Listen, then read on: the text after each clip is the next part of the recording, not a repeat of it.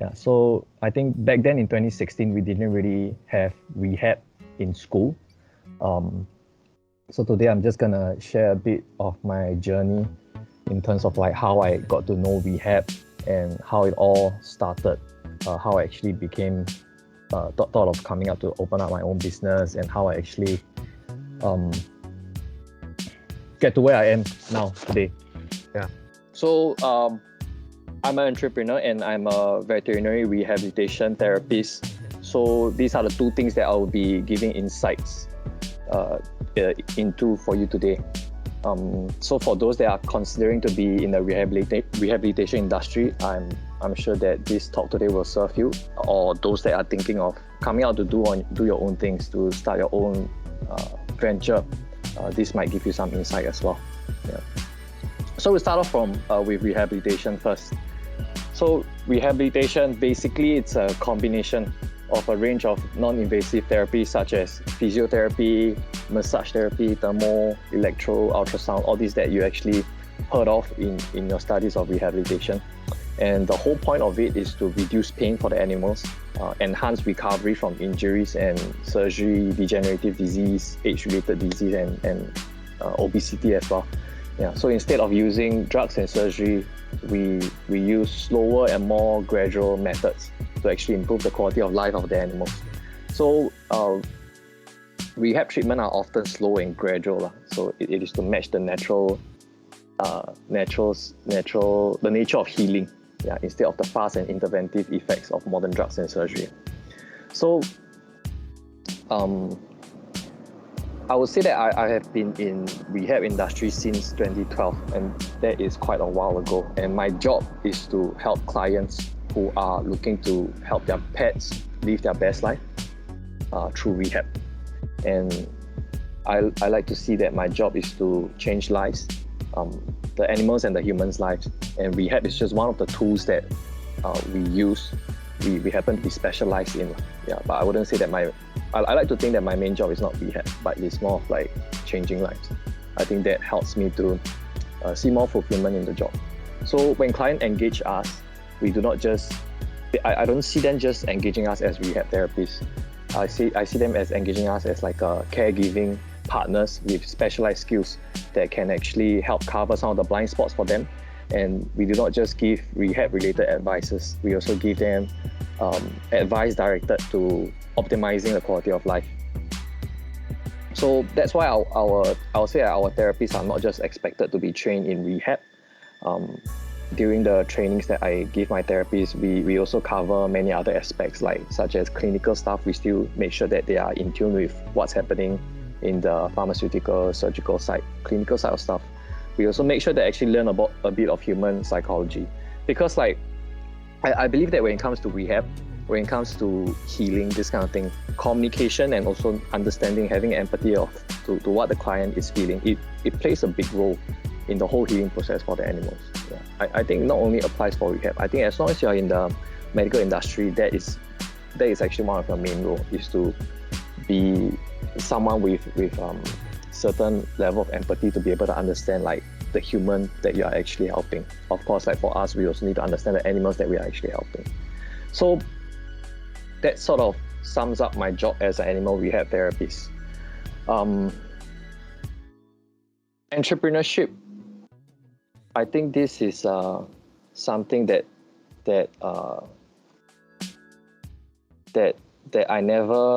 I sort of thought that I would go into, but never really thought about it at the same time. So what entrepreneurship essentially means is that it is the creation or extraction of value.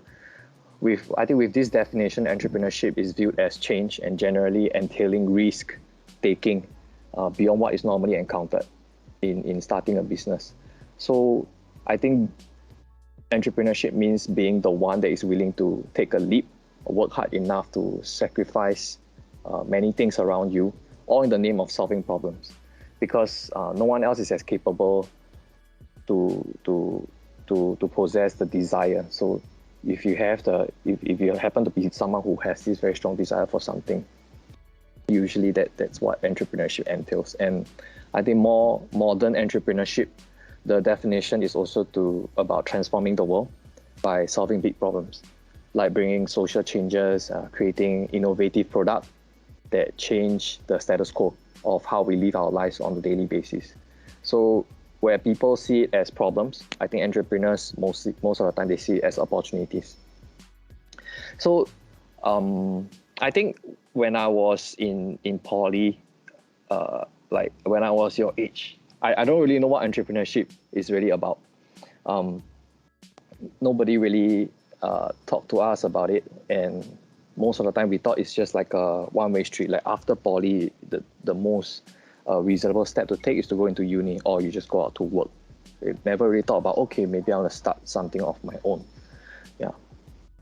So I think entrepreneurship is really about execution of ideas. So when an idea comes into your head, so instead of just leaving it there, you take the idea and you execute it. And it is also about staying committed to what you set out to do beyond your feelings of excitement. Yeah, to stay the course and keep your why in mind. Like, because whenever you start to do something that you really wanted to, you initially start with a why in your mind. Yeah. So I think life as an entrepreneur, there's no such thing as a work-life balance, because it's not exactly work anymore. It's not a career. I think it's a type of job that is so intertwined with your identity and your personal life that you are essentially your own boss. You wake up thinking about work, and you go to sleep thinking about work as well. I think it might sound scary when I say it out like this, but when you actually, if it's something that you actually start, you really see it as like your own baby. It's like your own child. You know, like how your dad and mom would just think of you when they wake up, and before they sleep, they also think of you. Yeah, you're sort of like their business, I think. So I think it's a great experience to get to know what is it like to work for yourself. It is a great opportunity to know yourself, to put your being to the test, put your skills and your strengths and weaknesses to the test. I think it gets very scary sometimes, because it's so tied up with your identity that losing the business can feel like dying. Yeah, literally feel like you're gonna die. And it can also be nerve-wracking, because when things are falling apart, at all the anxiety, depression, psychosis, you name it, there's a chance that you get to experience a bit of it at some point if you're in the journey of entrepreneurship. So, but I think like that is what passion is all about, isn't it? I think passion. I think that's also the reason what got most of you into this course, VetTech. I don't think you guys got into VetTech because like you think it's a practical choice to make, because we all know that people who come into VetTech, you come mostly following your heart, mostly following your passion. And to break down what passion actually means, do you know that passion is a Latin word for suffering? So when you say that you are passionate about something, it literally means that you are willing to suffer for whatever it is. So if let's say you're passionate about animals, you are saying that you are willing to suffer for animals. So work itself is suffering. Yeah, living is suffering. I don't think you can run away from suffering, but you just need to find something that is worth suffering for. Yeah. So that's what got you guys here. Oh, this is my cat, Aisha. So she wants to be in the video. So I think I'll share with you a bit of journey on my journey on how I got started with rehab and entrepreneurship. And for those who, I'm just trying to think, like when Eldon approached me to do a talk with you guys, I was just thinking like, what can I say or what can I share that can benefit you the most? I'm just thinking that when I am at that stage of my life in poly, what do I really need to hear? So, or what would actually help me in my journey? And I just recall that actually at that point of time in poly, when I was in VetTech, most of you are year 3, right? Yeah, I think when I was at year 3, there was just a lot of like thinking about what do I want to do, what happens after poly, and there were a lot of pressure around saying that probably we should go to uni, maybe I should go out to work. It's just like you're just basically out there and open. There's so many choices. It's no longer like how you are when you finish your PSL. After that, you straight away go to secondary school. But now it's just there's so many options. So I hope by sharing my journey today, it's gonna help you with your decision making, that you will, what you want to do in your future. So for those who don't know what you want, I hope this might give you some insight of a potential path that you might take. And for those who know what you want, I think congratulations to you. And I hope that sharing my journey can be a challenge and also help you refine your decision that you have already made of what you want to do in the future. I think to start off, for rehabilitation, it is actually relatively new in Singapore. I think the first hydrotherapy center opened in 2009, and it only started becoming popular in 2014 onwards. People start hearing about it and know what it's all about only during 2014. And vets started to refer cases to hydrotherapy center, and this was a time where hydrotherapy was like the only form of rehabilitation we know in Singapore. So that was me. I was still in poly. I think that was year one. At that point of time, it's still popular to have a hairstyle that looks like a coconut on your head. So in 2012, right after my O-levels, I was 17 years old back then. My friend knew that I love to work with animals all along. Because in secondary school, I keep talking about it. Animals, dogs. I love dogs. Then he saw an advertisement on Gumtree. It is a hydrotherapy center that was hiring. And the job scope includes showering, drying of dogs, and assisting with hydrotherapy work.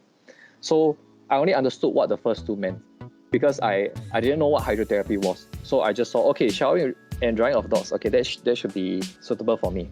I'll just do that. So when I went there, then I saw a swimming pool. Then from there, I realized, okay, this is something more than just showering and assisting. It's just more than showering and drying of dogs. It's actually, you're doing something to help with not just normal dogs, you're helping dogs with mobility issues. So that came to a surprise to me, but it's a nice surprise, to be able to learn a certain skill set that can help with animals. So from then on, got enrolled into vet tech, and then throughout my whole poly life while I was studying, I actually never stopped working in the hydrotherapy center because it's just so tied to what I'm studying in poly. When I'm working, it's almost like I'm still studying. I'm never out of that zone. Yeah, so it was.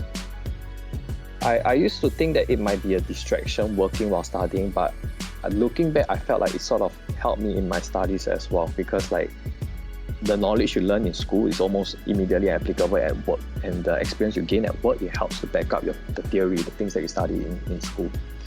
Yeah. So I spent a lot of my own time looking up on materials and knowledge that might benefit me at work in poly. And there's, but of course, I think being a young person that still very fickle-minded, don't know exactly what you want to do. You just know what makes you feel happy and all. There is actually a point in my poly where I actually thought of dropping out because reality dawned onto me. So I came from a very humble background, and I actually had to work to pay for my own school fees. And I don't think I just thought about what's my future going to be like if I continue to be in vet tech. I just don't think that I'm able to sustain a family unit looking at the pay grade of a veterinary industry. I'm not sure if that happens to most of you, because when I was studying in 2016, that's actually what happened to most of us when we first entered vet tech. We just wow, all pumped up, get to study what we love. And then when year 2 came, and we realized actually the pay out there, it's not sustainable.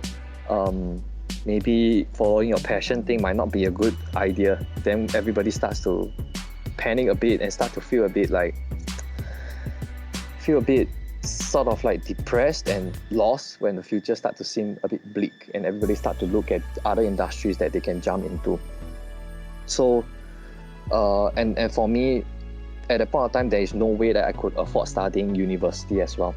And I think first of all, I wasn't academically inclined enough to actually apply for scholarship. So it was a rather dark and depressing period because the future really seemed so bleak. And I'm about to give up this course that I worked really hard for.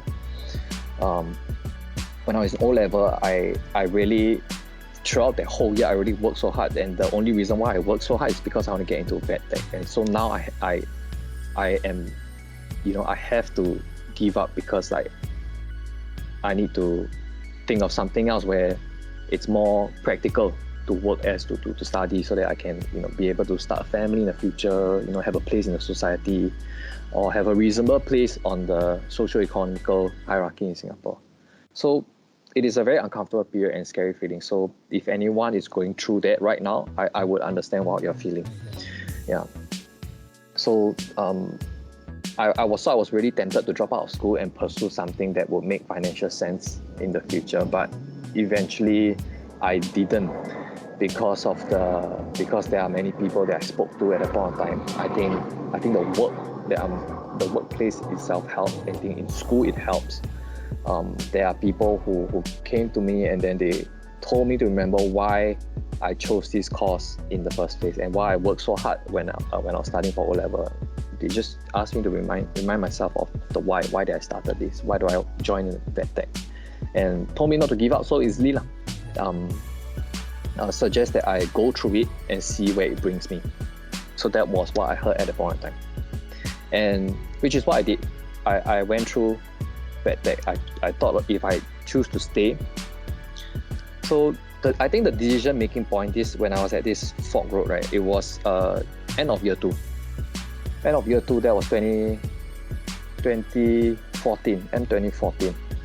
So I thought if I choose to stay, I think I bloody damn well give my everything and take any learning opportunity that comes.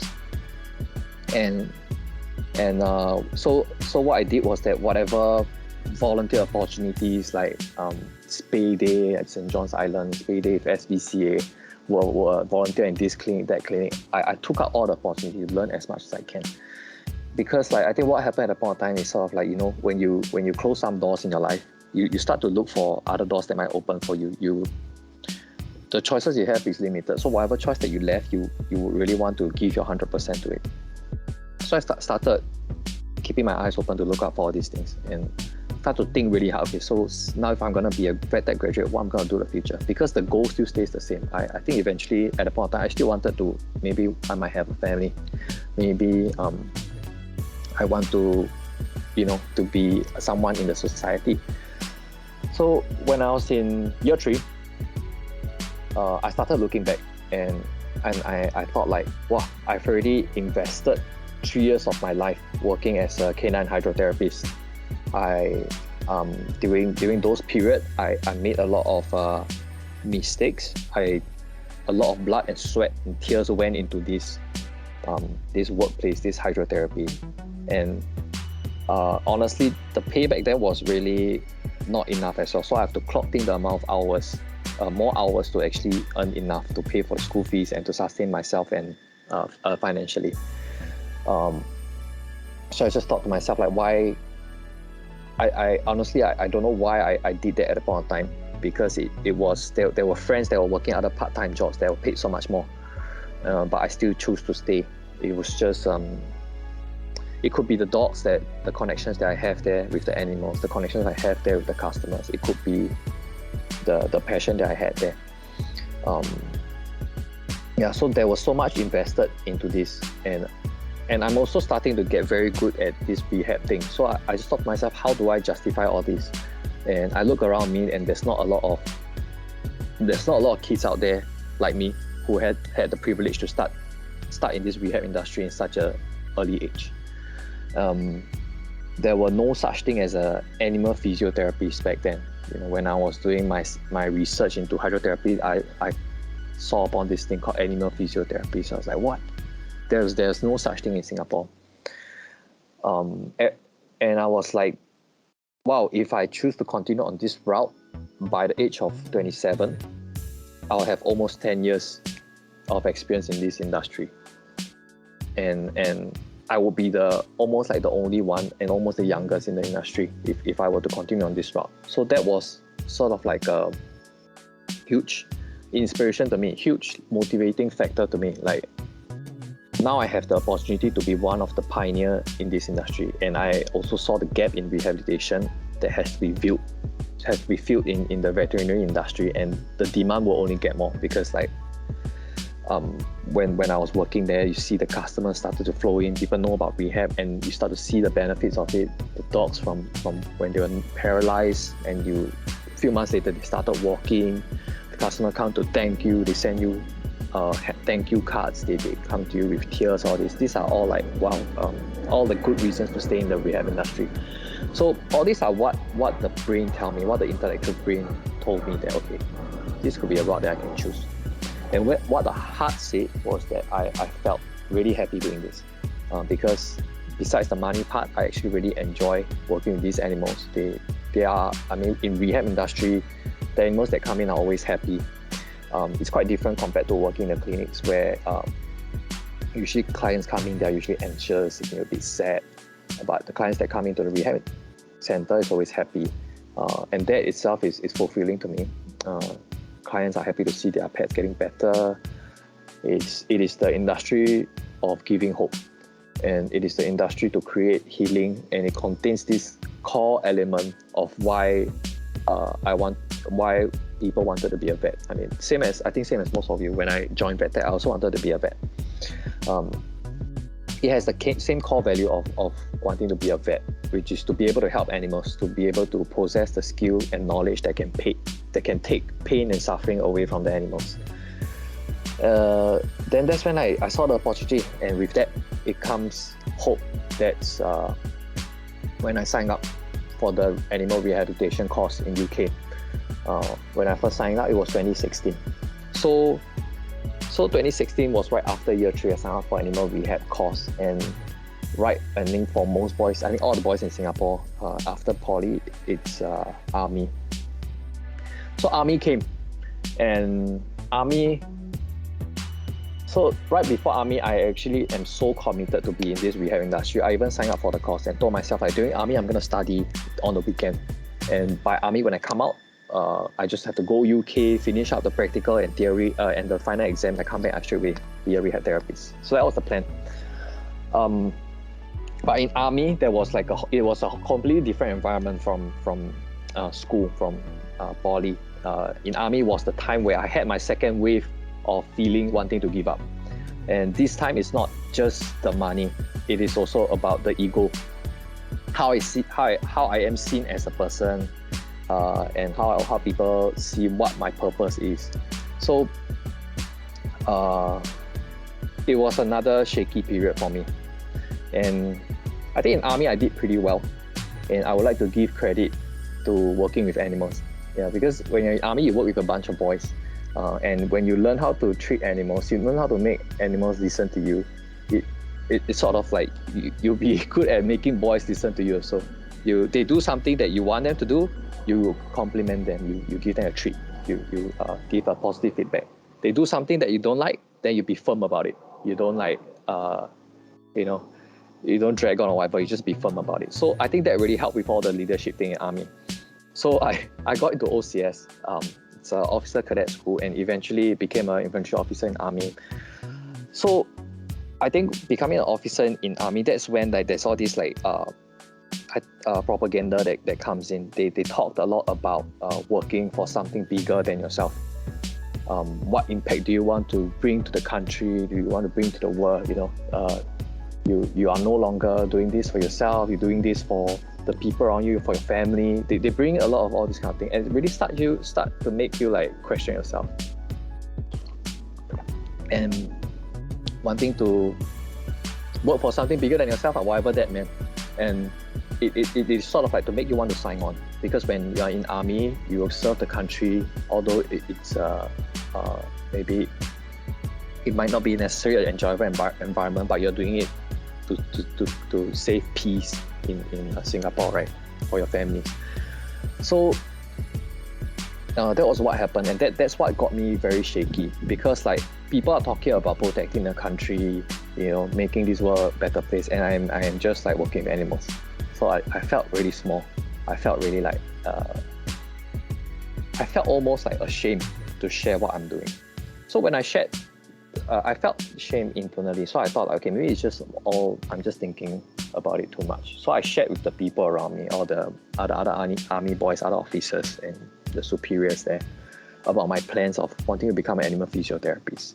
And I think the feedback wasn't very encouraging. It just made me feel quite ashamed. They just like, oh, working with animals, like it just feels like a kid sharing what they want to do, you see. And everybody there was talking about changing the world. When I come to say that I'm working with animals, nobody will take me seriously. And that's when I start to question, were my aspirations and the things I want to do, were they selfish? Were they childish? Now I'm becoming a man at the point of time, 21, 22 years old. I'm gonna become a man already. I should do something more, right? I shouldn't just be working with animals, playing with animals. That's what most people say. When I say that I'm an animal physiotherapist, oh, this is the guy that play with animals. So I just really thought to myself, like, I should be something more. Working with animals is almost like something lesser. And I almost signed on because of the social pressure, but I eventually didn't, because it was very lucky for me to have kind people in the army that actually tell me that the world outside, although it is scarier, army provides you a lot of security. You really have to screw up big time to lose your job. If not, the pay is good. I think the job security is there. I can have whatever I set up to achieve when I was in poly. I can have a family. I can have a status in the society.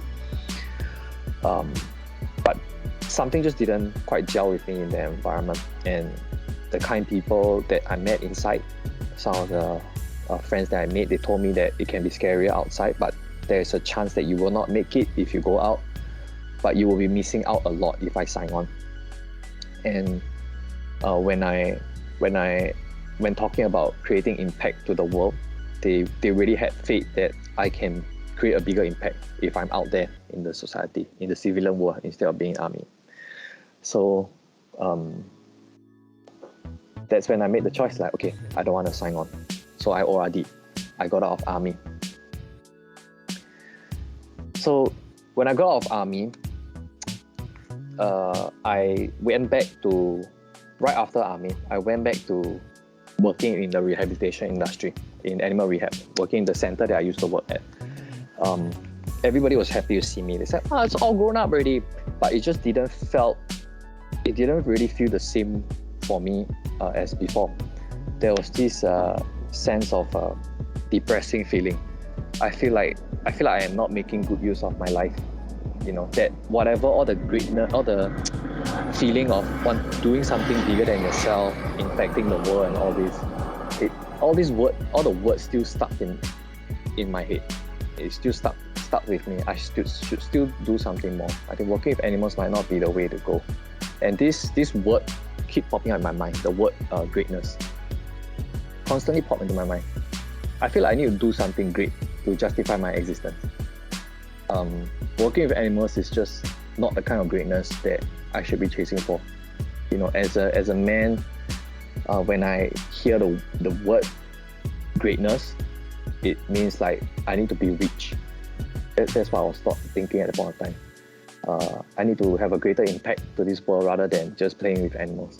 I wasn't proud of myself. I don't think anybody should be proud of me.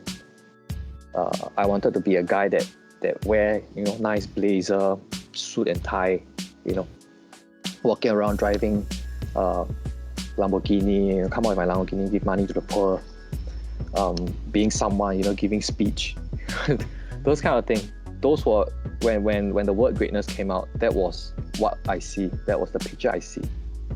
So, and as you can see, having that visual in me, it doesn't quite align to what I was doing.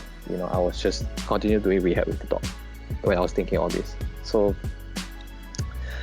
it was another shaky period. And during my free time while I was working at the rehab center, I started attending a bunch of courses like went to check out jobs like insurance agent, property agent, look up on a lot of courses about investment or like how to all the business stuff, and how can I be someone that people will look up to in society, how to find a purpose where I can impact the world more.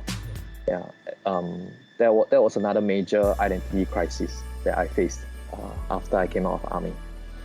So eventually I started a job in sales, because like I think this kind of job are the ones, because I didn't have the money to go university. Whatever savings I had already went on to the rehabilitation course. So the way to actually achieve the goal that I wanted to be reached is through a lot of sales jobs, you know. So I became a sales manager while I was studying animal rehab. And I'll be honest, there was a part of me that thought that, okay, I'll just get the rehab cert and maybe do it as a retirement job when I'm very old. But for now, earning money is most important. Being like someone that people will respect is most important. Yeah, not about being an animal rehab therapist. Not about doing what you love. It's about being someone that people will respect. And so that was it. Eventually, it was about 6 months later, the day where I'm supposed to head over to UK to complete the practical aspects of the course is here. Back then, I was already a very different person. I was no longer the same person as I was before army. I was someone who is very logical, and I don't really care much about animals. I think I just care about like very logical things and very at the point of time bigger things, you know. That was the definition that I used. So I was already a very different person, and so when I went there, head over to UK to complete the practical aspects of the course, right, I actually didn't really look forward to it. I just thought, okay, just get it done and over with, you know. I need to go back and start earning money. So when I went there, the whole environment is so different that something in me ignited when I was there. When I was shadowing all the different therapies all over UK. It was a very nice place.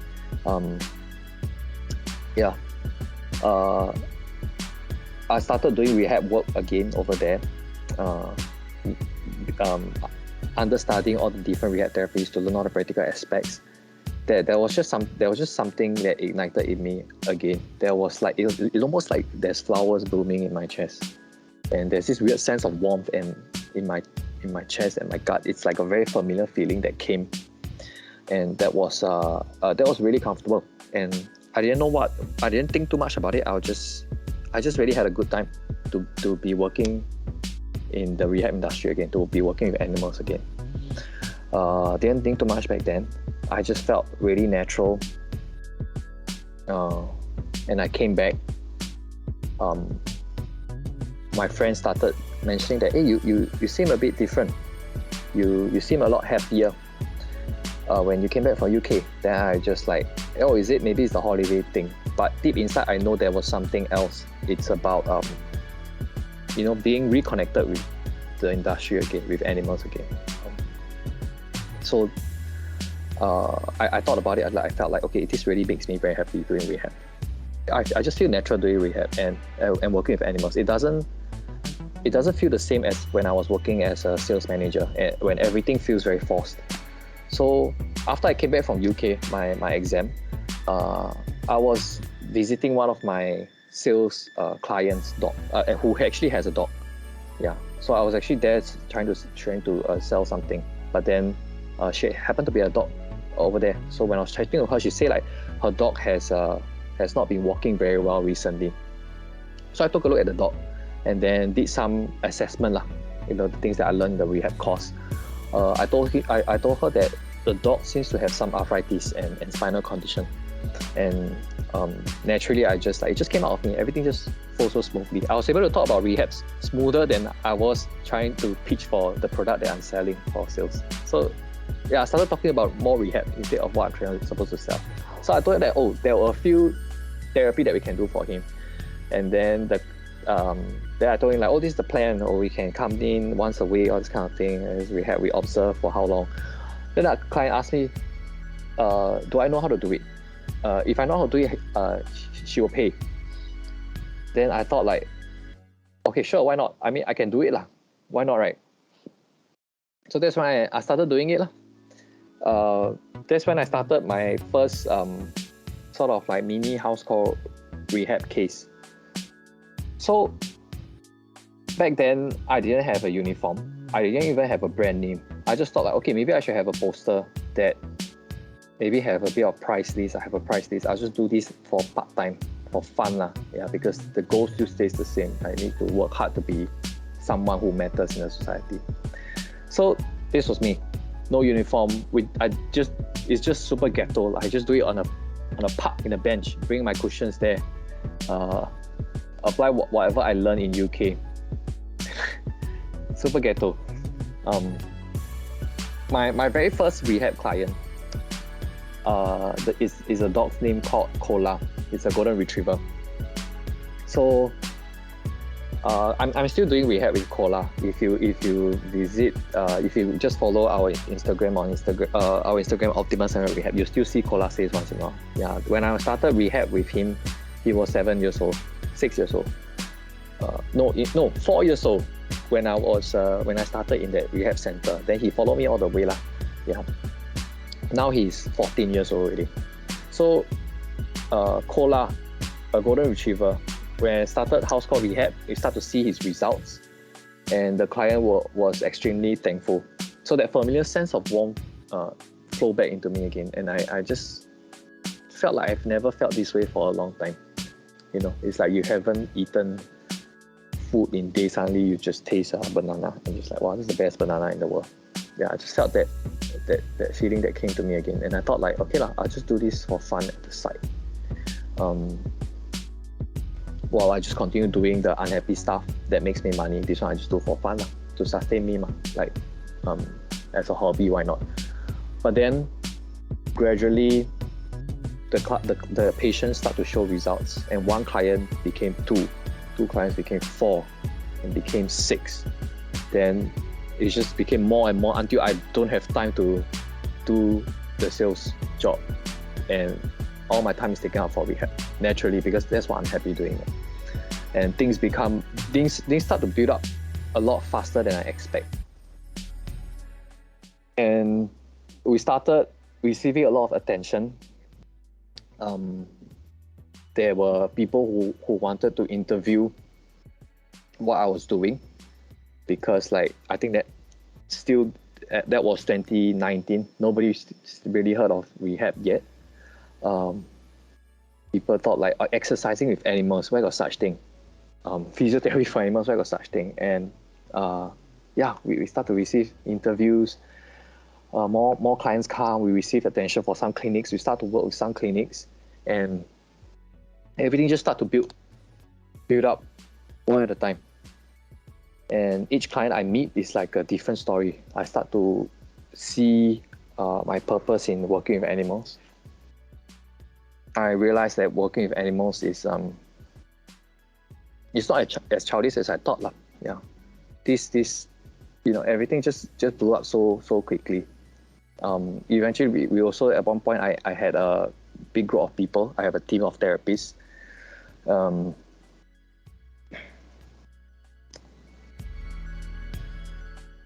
Then everything just grew, one case at a time. And then when I was doing it, I start to have a different perspective of working with animals. Really, you know, when I used to think that working with animals is something childish and something like very lame, only kids will do it. But then I realized I start to realize that working with animals, seeing all the clients, how it impacted their life. I realized that working with animals is no longer just about working with animals. You're not just playing with animals. I start to realize that because pets are not just pets. They are these cats and dogs, right? These cats, dogs, rabbit, guinea pig, whatever. These fluffy, cute little things, they are someone's reason to go out to work. Some of the cases that I go, they are someone's reason to wake up in the morning. They are the very thing that held the family unit together. they are someone's life support. They are someone's reason to live, and I have been underestimating the purpose and the role as an animal rehab therapist all this while. I have been underestimating the impact of someone who works in the animal industry. So working with these animals, right? You improve their quality of life.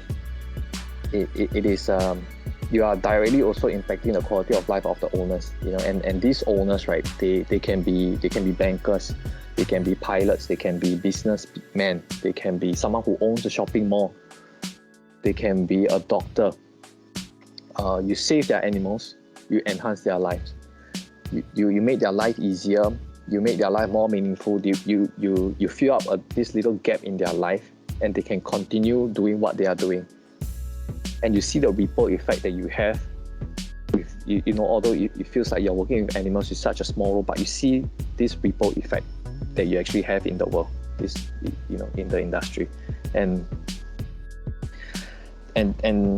that's when I start to tell myself, okay, this is what I'm gonna do. Yeah, I feel like this is what I should be doing, and I shouldn't wait any longer. And this purpose itself is the very foundation of Optimus Animal Rehab. That's what it's built upon. That's when I thought, okay, I'm gonna have a company that aims to optimize the quality of lives of the animals using rehab, to protect and preserve and enhance this very beautiful and precious yet limited time these animals have with the people, because they have such a huge influence to the family. Being able to be like this technician that comes in and fix this little fluffy machine that can continue doing what they are doing, continue creating this huge impact in these people's life. Your role is actually extremely important. So I start to take things very, very seriously. I start to take it like it's almost like part of my identity. It just feels like this is what I really want to do. And that was how I found my purpose in the rehab industry. That is how I found a platform that can sustain myself financially as well. Yeah, because everything just makes sense. It just makes sense for me to do it. Because if I don't do this, what else? I don't know. Everything else, if I do, it's just like I'm just lying to myself. So I just thought, why not? What else should stop me? Why should I, at this point of time, what else can stop me? I mean, should I let courage stop me at this point? Should I let the lack of courage to stop me at this point? Should I let the lack of discipline stop me at this point? I think I will be letting so many people down. I'll be letting the people and the animals and the lives that I have yet to touch, the people who believed in me in the past and in the present, So I went all out into this business, and there were ups and downs during this journey. But then, when the why is very strong, I think the how doesn't really matter so much, because I always believe that if today something were to stop you from doing anything that you feel like doing, it has to be a reasonable factor. Either maybe you don't have enough money, or the location too far, maybe it's another country, or other resources that is out of your reach. I think that is still forgivable. But if today I were to let myself be limited by resources that are infinite, that are within your reach, like courage and discipline, I think that doesn't really make any sense at all. That was just something to throw out. So that was, fast forward to today, I'm still doing what I'm doing. I'm still wearing the blue polo tee. I'm still in Optimus Animal Rehab, and it is still growing. There is still a lot of untapped opportunities. There's still a lot of potential to growth, and the rehab industry is still very young. I think if you look back in my journey, like how I've shared, I don't think people who knew me, they would think that I knew what I wanted since the start, and I have been fixed to what I wanted since the start. But actually, that's not always the case. There were multiple points in my life that I, actually doubt myself a lot. But each time, I think the reason to do what I believe in is just got stronger and stronger. So this is my journey to how I am doing what I'm doing today. So if I were to try to summarize a few key takeaways for today, I think it will be that, number one, everyone has a different definition of success. So I have my own definition of success, and I think you will have your own definition of success. One day you will find out, or if not, you might already know. Because I think, especially in Singapore, we are constantly told of what definition of success is.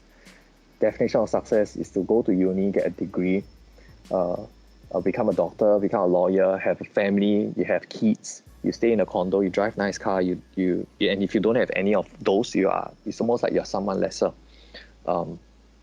I feel like you don't have to force yourself to fit into other people's or society's standard of success, because there's just not enough time in life to do that. It's just your time here to be alive is actually very limited. So what's the point of being successful if you don't feel for it? And not everyone will understand your choices and your journey. There will be people around you that will give you different advice and different suggestions, whether is it a good intention or not. But just remember that I think most people that give you the advice, they don't really have to bear the consequences of your decisions. So be very careful of what you base your decisions on. And I think when listening to advice from people, look at where they are at their lives now. If, let's say, that aligns to what you actually want your future to be, then you decide how serious you should take their advice. Because I think when it comes to knowing your own success, you have to be brutally honest with yourself. Like, what does success means to you? Brutally honest means like you really have to be super honest with yourself. Because make sure that your definition of success is not based on what your parents told you. It's not based on what your teachers told you. It's not based on what your friend is doing. It's not based on what you see on TV. You really have to just find a day, do some soul searching to find out. Because just remember that you always have a choice. You always have a choice. Because remember, each choice that you make, you choose the value it brings you, and you also choose the consequences that it brings. And you just have to embrace all of it. Because as long as you're honest with yourself, and that's what you really want, you thought through it, you feel for it, you connect with it, I think everything else that people say is just noises. So that's one. Whoops. That's one key. And I think the other takeaway of the story is that there are other secrets to success, is that luck is actually responsible for success more than our egos would like to accept it. So if you look at my stories, right, if you look back on hindsight, I feel like there were many points is that I was lucky to be able to be where I'm at now. Yeah. Like if, let's say, at 17 years old, if my friend just did, that friend that called me to say that, to tell me about the ad in Gumtree, it wasn't even a very close friend. It's a classmate that I rarely talk to. But then I don't know why he chose to call me. And if, let's say, that day he chose not to call me, right, I wouldn't be doing what I'm doing. I don't know where I'll be, to be honest. And if at that point of time I sign on, my life would be completely different also. If at that point of time I choose to drop out of rehab course, my life will be also very different. So I don't know how different it will be, but luck is actually very responsible for success if you think about it. It is true that if you are born rich and you are born smart, it is easier to get things done. That's luck. Some opportunities come to you and you manage to be there at the right place, right time. That's also luck. That's on hindsight, everything just looks like luck. But when I was going through all that, during at that point of time, it really didn't feel like luck at all. It just feels like pure hard work. So in the end, right, if you think about what luck really is basically it means where opportunity meets preparation. So remember that you have your choice over your efforts, and the rest is not your worry. You don't really have to think whether you are lucky or not. You just have to be responsible of your efforts. Make sure you put in that effort. You take full control of what you can, and you have courage to let go of what you cannot control.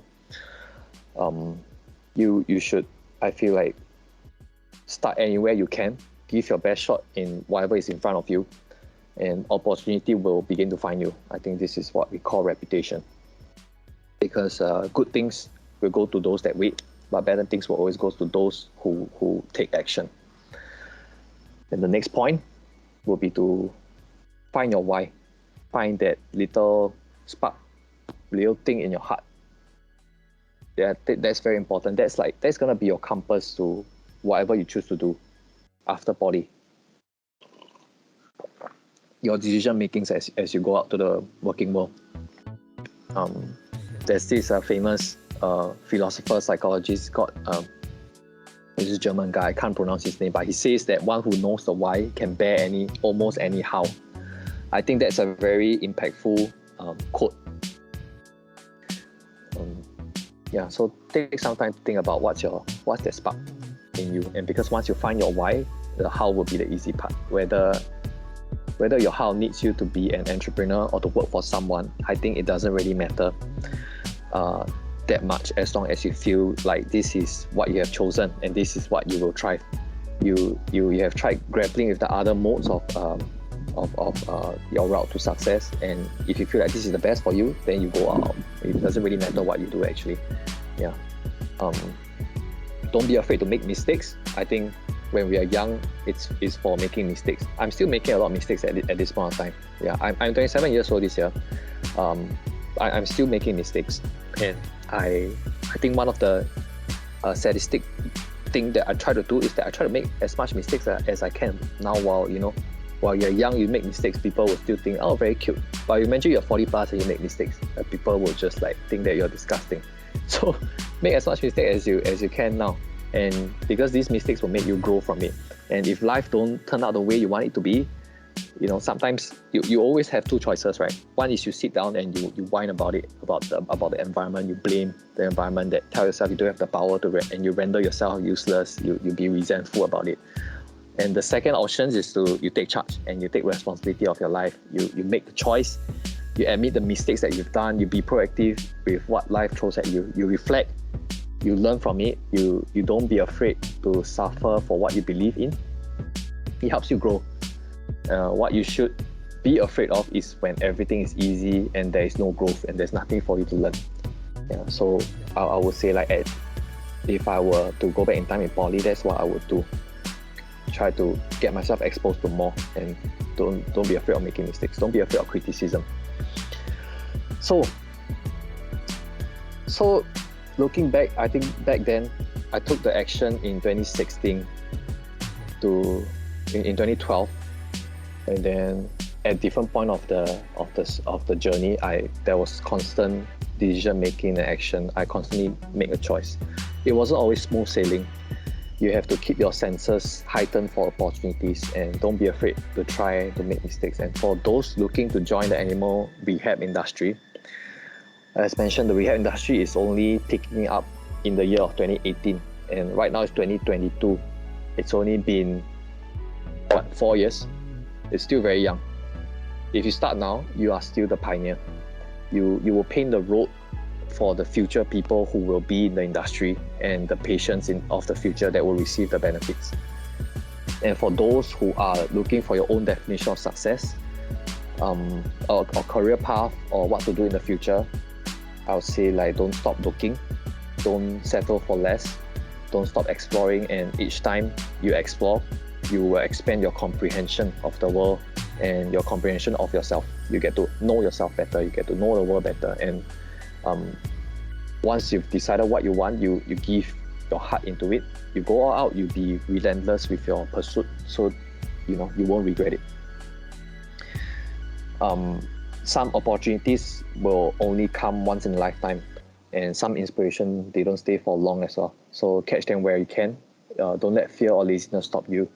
Remember that you have a choice over your effort, and the rest is not your worry. And And I don't know, in year 3, I was a lot of my classmates, they were afraid of what is it like working in the society, what is it like in the working world. But many people say that it is very scary. I think especially now in this COVID period, I think when most of our exposures are just home-based learning. I think many people say that working world is scary and boring. I think I agree, but there is also a lot of beauty in it. I think there is also a lot of opportunities, a lot of things to learn, and you grow a lot in the next few years when you start working and you start going to a new environment. I think that's something to look forward to. So, go back to the word greatness. In what I thought about in 2016 when I was in army. So my definition of greatness back then was to be rich, to wear blazer, drive Lamborghini and give money to the poor. But now I sort of have a different greatness, different definition of greatness. I feel like greatness is just something we made up. It's somehow we come to believe that greatness is a gift reserved for a chosen few, for like very smart people or for superstars, and the rest of us can only stand by watching, and you can forget about greatness. But I don't think greatness is some rare strand of DNA, and it is not like some precious thing that only goes to a chosen few. We often think that greatness is supposed to look a certain way. Greatness is supposed to act a certain way, supposed to play a certain way. And I feel like for greatness, you don't need an official uniform. You don't need an official badge or official certificate to be officially great. I think greatness actually can speak for itself, and once it learns how to talk, of course. And I don't think greatness is born, and I don't think greatness is chosen. I think it is made, and it is created. Greatness is not a special place, and it's not a special person, and greatness is wherever someone is trying to find it. So I am very excited for what is in place for you in the near future. I believe each of you have more than what it takes to pursue your definition of success, and I wish you all the best in your journey for the rest of your poly life and whatever that is going to come to you in the future. So most importantly, enjoy the process. So with that, I would end the talk for today. Wow, thank you. Thank you, Andy. Very inspiring talk and very real as well. Okay, I like that. Like how you share your entire journey and the thought process of you going through the various challenges you had to. Okay, so yes, really heartfelt, very real, Yeah, so I'm sure that the students here can actually relate with you to some of this mentality and thoughts that you had when you were as a student and the journey.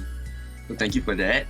Okay, and just to open the floor for questions for Andy. If you have any questions that you want to ask him about the industry or about his journey, certain queries that you have, please feel free to type in the chat. Okay, Tina asked, okay, would you have gone to uni if you could? Good question. If I could, definitely yes. Because okay, but tricky question. I don't know at that point of time, at that age, if I don't know what I want to study, I don't know. I just feel it's dangerous to just go into it if you don't really know what I wanted, Yeah, but I will definitely go to study because I feel education is just super precious. It really opens so much doors for you. Yeah, if I had the chance to, I'd definitely go for uni. Yeah, and for me, like even right now at the age of 27, education doesn't stop. I feel like I'll just keep studying all the way. Yeah, like right now I'm constantly taking up new courses to upgrade my craft, to expand whatever that I can do. Yeah, so the answer to your question is that yes, if I had the chance to go for uni, I would have went for it. Yeah, even now I'm still studying. Hi, I have a question actually. Go on. So like, do you think there's a chance that we can enter this industry like now, like how you did last time? Because considering the fact that like we are still studying, we have not really graduated yet, I want to see if like right now do we have a chance to try it out?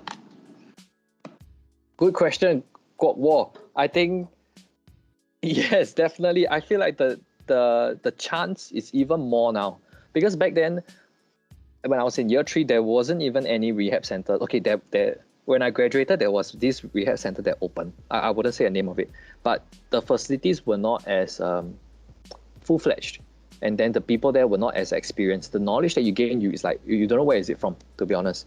But now we have so many official rehab centers around. There is VR.